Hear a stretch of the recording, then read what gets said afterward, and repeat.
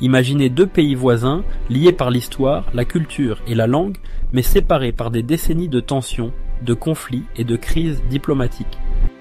Depuis 1962, l'Algérie et le Maroc entretiennent une relation complexe marquée par des périodes de rapprochement et de rupture. Entre guerres, alliances stratégiques et conflits territoriaux, cette rivalité a façonné le Maghreb et influencé l'ensemble de la région. Mais quelles sont les véritables raisons de cette tension persistante ? Quelles ont été les grandes étapes de ce conflit diplomatique ? Y a-t-il une chance de réconciliation entre ces deux puissances maghrébines ? C'est ce que nous allons voir dans cette vidéo. Les années 1962-103, les débuts d'une relation fragile. L'Algérie devient indépendante en 1962 après une guerre sanglante contre la France. Son voisin, le Maroc, reconnaît immédiatement son indépendance, mais une ombre plane sur leur relation, la question des frontières. Le Maroc revendique des territoires hérités de l'époque coloniale, notamment Tindouf et Béchar, ce qui crée une première friction avec Alger. Les relations diplomatiques sont officiellement établies, mais la méfiance est déjà présente. D'un côté, l'Algérie de Ben Bella soutient les mouvements révolutionnaires panafricains et adopte une politique socialiste.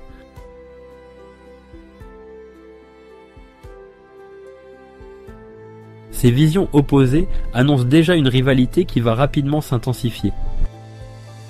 1963. La guerre des Sables, premier conflit armé.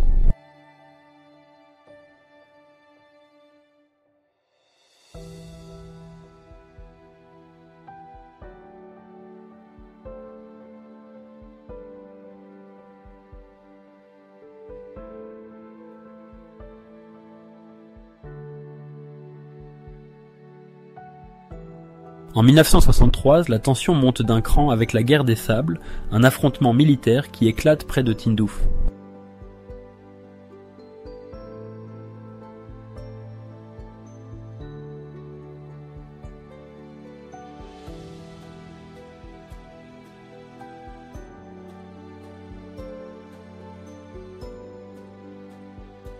Les forces marocaines tentent de récupérer ces territoires contestés, tandis que l'Algérie, encore fragile, riposte avec le soutien de l'Égypte nassérienne et de Cuba. Après quelques semaines de combat, l'Organisation de l'Unité africaine, OUA, impose un cessez-le-feu, mais le mal est fait. La confiance entre Alger et Rabat est brisée.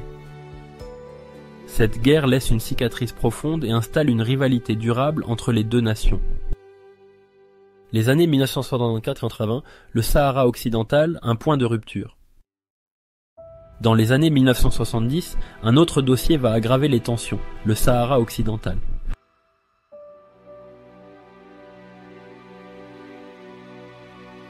En 1965, Hassan Dodo lance la Marche verte, une opération visant à annexer ce territoire alors sous contrôle espagnol.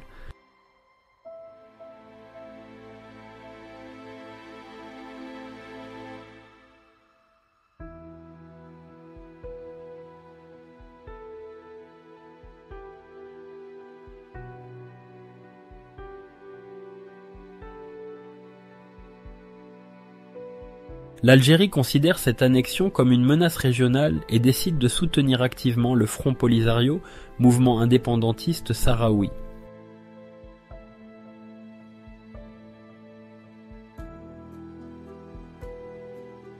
En 1988, un accord de paix est signé à Ifrane entre Chadli Benjedid et Hassan II pour relancer la coopération économique et ouvrir les frontières.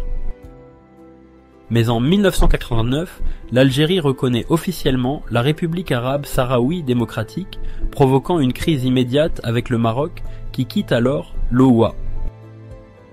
Les années 1990, fermeture des frontières et guerre civile en Algérie. En 1984, un attentat à Marrakech est attribué à des Algériens, ce qui pousse le Maroc à imposer un visa aux Algériens. En réponse, l'Algérie ferme définitivement ses frontières terrestres avec son voisin.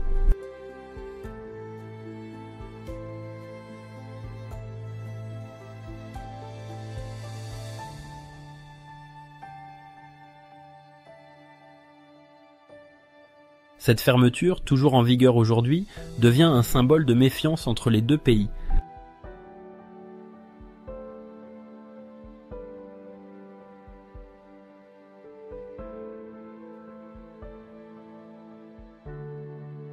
Parallèlement, l'Algérie est plongée dans une guerre civile sanglante, 1991-2002, ce qui réduit toute tentative de dialogue avec Rabat. Les années 1999-2019, les tentatives de rapprochement sous Bouteflika. Avec l'arrivée de Bouteflika au pouvoir en 1999, une nouvelle dynamique semble s'installer. Il prône une réconciliation régionale, supprime les visas pour les Marocains et ouvre des discussions sur l'économie et la sécurité. Mais encore une fois, le Sahara occidental bloque tout rapprochement. En 2013, Bouteflika critique publiquement la gestion marocaine du conflit, ce qui ravive les tensions. En parallèle, les enjeux économiques deviennent un nouveau terrain de rivalité. Le gazoduc Maghreb-Europe, qui permettait à l'Algérie d'exporter du gaz via le Maroc, est progressivement remis en question. Les années 2020-2021, rupture définitive et nouvelle crise diplomatique. En 2020, un événement bouleverse l'équilibre régional. Les États-Unis reconnaissent la souveraineté du Maroc sur le Sahara occidental en échange de la normalisation des relations avec Israël. Cette décision est perçue par Alger comme une provocation, renforçant son soutien au Front Polisario. La situation s'aggrave en 2021 avec l'affaire Pegasus, un scandale d'espionnage où le Maroc est accusé d'avoir surveillé des responsables algériens grâce à un logiciel israélien. En août 2021, l'Algérie rompt officiellement ses relations diplomatiques avec le Maroc, suivie par une fermeture de l'espace aérien et l'arrêt du gazoduc Maghreb-Europe. Depuis, les tensions restent au plus haut niveau. Quelle perspective pour l'avenir ? 3 scénarios sont possibles pour l'avenir des relations entre l'Algérie et le Maroc. 1. Le maintien des tensions. Sans compromis sur le Sahara occidental et sans volonté politique, les tensions pourraient se prolonger indéfiniment, freinant le développement régional. 2. Un retour au dialogue. Une médiation internationale crédible, ONU, Union africaine, pourrait faciliter un apaisement progressif, notamment via une solution d'autonomie élargie du Sahara. 3. Une coopération économique forcée. Avec la crise énergétique mondiale, la nécessité d'une collaboration régionale pourrait amener Alger et Rabat à trouver un terrain d'entente sur certains dossiers stratégiques. La rivalité entre l'Algérie et le Maroc est un conflit complexe, mêlant histoire, politique et géopolitique. Chaque tentative de rapprochement a été brisée par des désaccords profonds, en particulier sur la question du Sahara occidental. Mais le monde évolue, et face aux défis économiques et sécuritaires, un changement de posture est peut-être inévitable. Alors, selon vous, y aura-t-il un jour une véritable réconciliation entre l'Algérie et le Maroc ? Dites-nous ce que vous en pensez en commentaire. N'oubliez pas de liker, de partager et de vous abonner pour ne rien manquer.